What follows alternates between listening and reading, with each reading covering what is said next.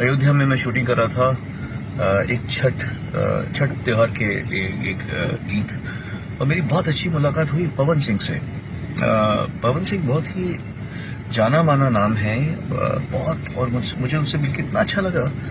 एक तो बहुत ही गहराई से टैलेंटेड व्यक्तित्व है उनका, और इतने सभ्य, इतने वेल मैनर्ड और इतने कंट्रोल्ड, मुझे बड़ा अच्छा लगा। यंग आदमी है, मुझसे तो बहुत छोटे हैं। He is a young man but a wonderful person, and I was so happy to meet him. और उनके साथ में इनफैक्ट उस लैंग्वेज को उन्होंने मुझे सिखाया, और मैंने कल एक्चुअली शूटिंग मैंने पहले कर ली थी और गाना मैंने कल गाया है रात को। सो पवन वाज सो काइंड, मुझे इतना अच्छा, बहुत सम्मान दिया, बहुत प्यार दिया। I love meeting him.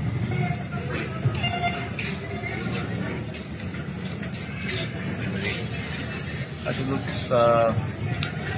Shoot करें छठ जी भैया, इनके चाचा जी रेडी है सब?